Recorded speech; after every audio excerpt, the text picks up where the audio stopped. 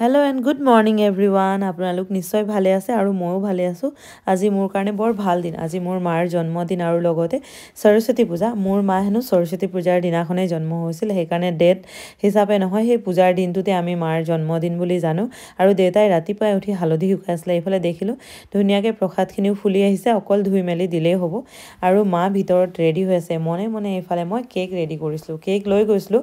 Icing কৰি থোৱা cake নিয়া নাই, কাৰণ নিলে কাৰেণ্ট অসুবিধা হলে আকৌ ফ্ৰিজত মানে থবলৈও দিগদাৰ হয়, কাৰণ গাঁৱত কেতিয়াবা কাৰেণ্ট নাথাকে মাজে সময়। আৰু মই কেণ্ডেল জ্বলাবলৈ মালৈ ৰৈ থকা নাই, জ্বলাই মেলি দিছোঁ। মাৰ বহুত বেছি দেৰি হৈছে, খৰখেদা হৈছে, যিহেতু মা স্কুললৈ সময়মতে গৈ পাব লাগিব, তেতিয়াহে কামবোৰ আগবাঢ়িব। আৰু আজিৰ দিনটো মাৰ কামেই থাকিব স্কুলত, কাৰণ ল'ৰা ছোৱালী গোটেই গাল আহিব আজিৰ দিনটোত। সৰস্বতী পূজা যিহেতু, আৰু আমিও আছোঁ ঘৰতে। এয়া নাতিয়েকে চকু মুদি লৈ আহিছে দেই, আহি থাকক কেক কাটিবলৈ বুলি। আমাৰ হিচাপত আমি এইভাগেই সুখী, সেইকাৰণে মাৰ লগত এনেকৈ জন্মদিনটো পালন কৰোঁ। আৰু কেতিয়াবা কিবা এটা দি, কেতিয়াবা এনেকৈ কেক এটা কাটি, এনেকৈ মাক অকণমান হাঁহি ফূৰ্তিত ৰাখিবলৈ চেষ্টা কৰোঁ। কাৰণ মা আমাৰ কাৰণে বহুত বেছি গুৰুত্বপূৰ্ণ, কাৰণ তেওঁৰ ছোৱালী হিচাপে চিনাকি হৈ তেওঁহে আমাক পৃথিৱীখন দেখালে। তেওঁৰ ছোৱালী হিচাপে প্ৰথম চিনাকিটো আমাৰ মা, আৰু প্ৰথম শব্দই আমাৰ মা মুখত। সেইটো কাৰণে আৰু মাৰ এই বিশেষ দিনটো বৰ বেছি হেঁপাহেৰে বাট চাই থাকোঁ, কাৰণ সময় পালে যাবলৈ চেষ্টা কৰোঁ। আৰু আজি কেক কাটিছোঁ, মাও বহুত বেছি ফূৰ্তি। এতিয়ালৈকে মায়ে মানে দুবাৰহে কেক কাটিছে। এবাৰ গৈ স্কুলতে কেক কাটিছিলোঁ, আৰু এইবাৰ স্কুলত সম্ভৱ নহ'ব, সেইকাৰণে ঘৰতে কাটিলোঁ।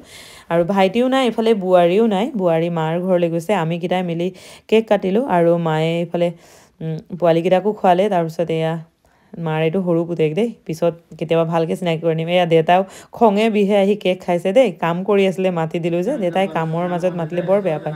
তাৰপিছত ৰেডি হৈ মেলি গ'লোঁ এয়া স্কুললৈ গৈ মই দিব লগা অৰিহণা আৰু প্ৰসাদখিনি আগবাঢ়িছোঁ এতিয়া ৰান্ধনীশালৰ ফালে।